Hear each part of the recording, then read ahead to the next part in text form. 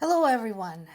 The major news today are dealing with more savage strikes against Ukrainian cities, this time against Kharkiv and Odessa. And again,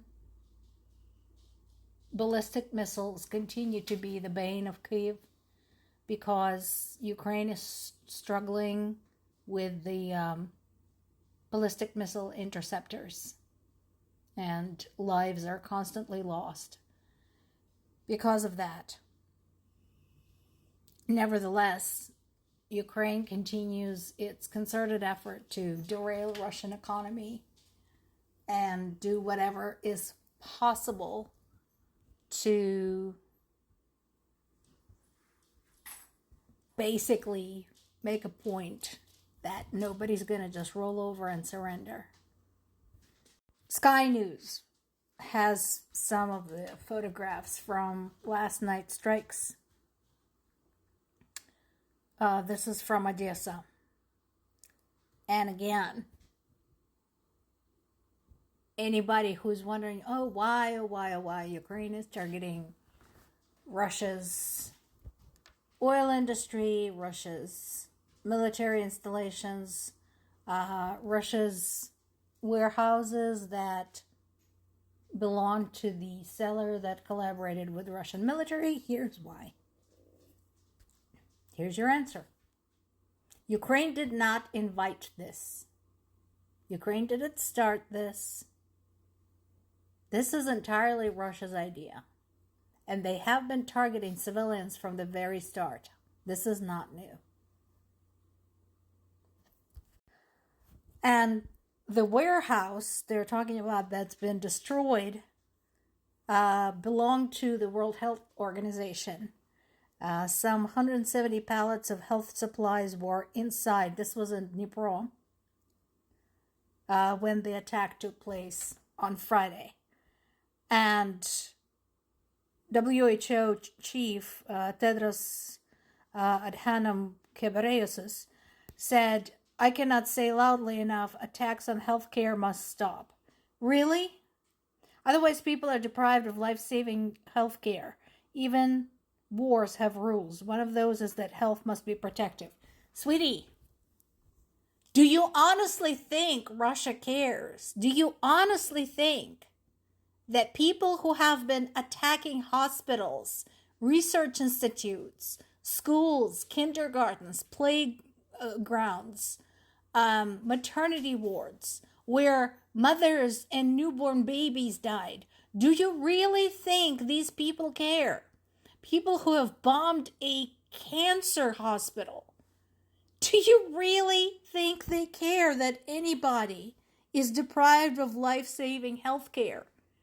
These people came to Ukraine to murder civilians, and they have been doing this systematically for 4.5 years. You're saying that this is not right is not going to stop them.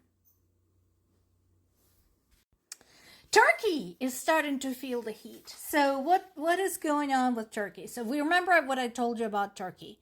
Turkey is desperately trying to stay neutral.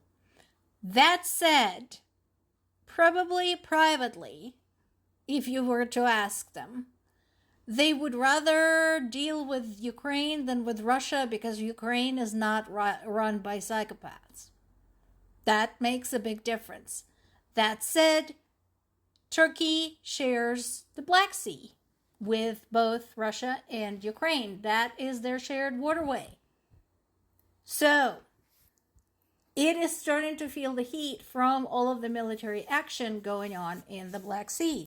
And they're now calling for a moratorium on attacks by Russia and Ukraine in the Black Sea after a series of strikes on civilian ships there.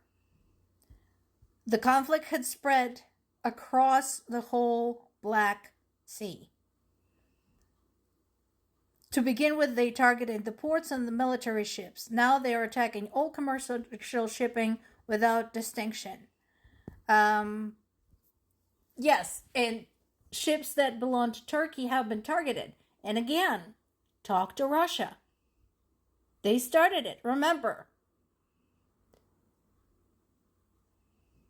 Some time ago, Russia basically said that anything coming out of any Ukrainian ports, anything, including cargo vessels, including civilian cargo vessels, would be treated as a military target because they want to punish people for doing any kind of business with Ukraine. That's what they're doing.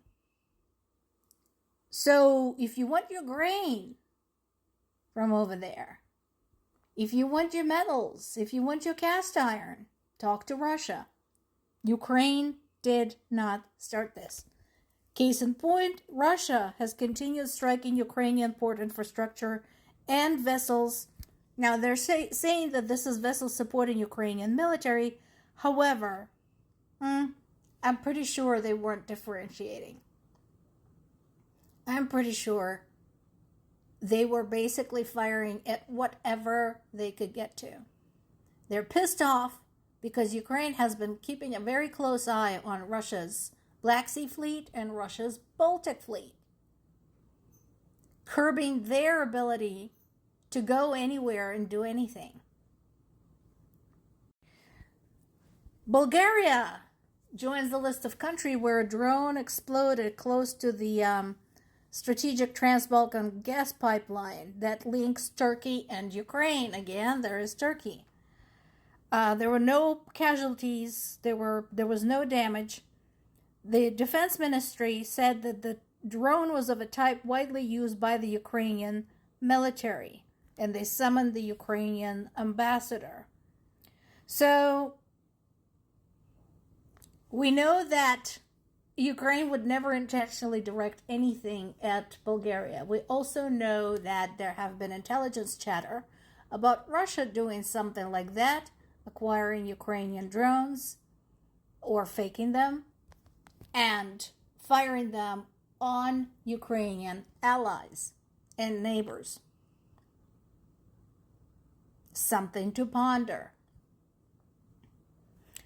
The reason I say this, and this is, this should be obvious. Look at where Bulgaria is and look at where war is taking place. It's in the opposite direction. Why would anything Ukrainian fly over into Bulgaria? We're not even aimed that way. Unless that drone basically got severely jammed and just lost its freaking mind, which can happen. It basically lost direction, lost connection with its guidance systems. That can happen, I suppose, but it is highly unlikely. And on top of all of this comes the warning from Zelensky that Ukraine is facing a winter with no working thermal power plants. And this is already a concern. Remember, they destroyed those last winter.